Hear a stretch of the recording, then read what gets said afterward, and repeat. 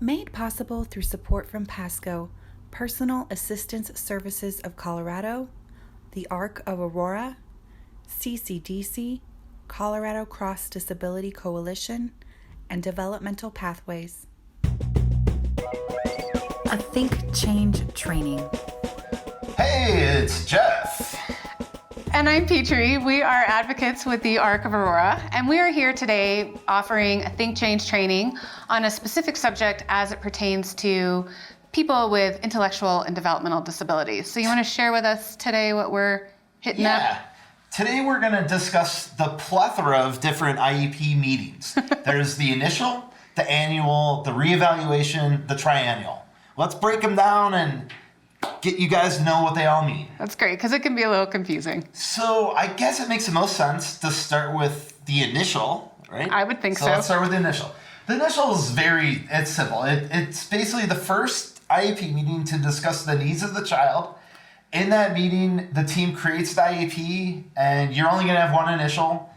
From then on, it becomes an annual, which is every year. You revisit the IEP, and in that visit, you're looking at, readjusting the goals. Mm-hmm. You're looking at readjusting the accommodations, really making any changes needed to better support the student after a year of information. Because you can't just make an IEP and just let it roll. Right. I mean, you got to update it every year. So basically you're looking at, did the student meet the goals? Do the goals need to be amended or changed? And you discuss present levels, which have a strong effect on the goals and where you're going with it. Or how you create the goals. Mm-hmm. Okay. So what comes next? So we have an annual every year. Yep. So what is a re-eval? Is that so a re-eval, the same thing or no? It's a little bit different. It can actually occur anytime within that year time frame. Why would you have one though? There are a couple of reasons. Perhaps the student is not meeting the goals. Perhaps the parents and or the teacher, maybe even the student herself doesn't feel that the IEP accommodations are providing the proper supports within the classroom. Another reason that you might have a re-eval is because you have a new diagnosis, and that needs to be considered within the IEP as well. So a parent or a teacher can always request a re-eval anytime within the annual time frame. Typically the schools like that in writing, but it's just a good way if something new has cropped up or there are concerns that the IEP itself is not meeting the needs, for the team to come back together and really just discuss options. So it all really comes back to the needs. It all comes back to the needs, that's Cool. right. And then we have the triennial. So I'm going to guess that's every 3 years? Good one. Try? As the name illuminates, yes. So every 3 years, and it's required to have that triennial. And again, why are we requiring that? Well, a lot can change in 3 years, right? The student's performance, the student's abilities, accommodations may need to come and go, different diagnoses may have been discovered in that time. Also, the student, as he or she grows, may be more or less impacted by a certain disability in the IEP, and we want to know what that looks like and how it impacts the student, day to day. So in the triennial, they actually do all the evaluations again, so that we're kind of launching from a whole new, fresh set of data.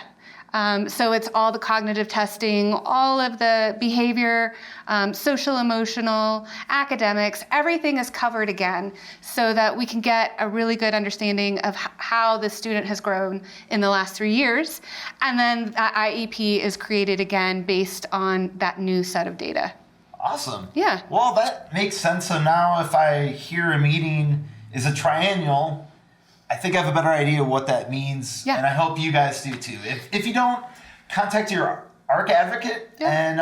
And just ask that question. Yeah, they can always help you navigate it. A couple of things I do want to point out specifically about the triennial is that, or actually even reevaluations, with new data or with new testing comes new data, and that can actually change what your IEP looks like. It may mean more supports are added into the IEP. It also may mean that now some supports are withdrawn or faded back because it seems, based on the testing, that the student doesn't necessarily need that support any longer. And sometimes, and that's not always a bad thing. No. It can be celebrated. Yeah, absolutely. Don't look at it always as they're taking away something. Absolutely. Look at it as a celebration of they might not need that. But if they do need that, contact your ARC advocate and we will put in forth the best effort to continue to keep that. Right, to keep those supports and services in place if you, as a parent, feel like they're still needed in the classroom setting.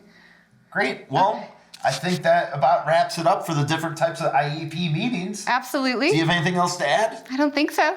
All right. Well, thank you for joining us. Thank you. Thank you. And thank you.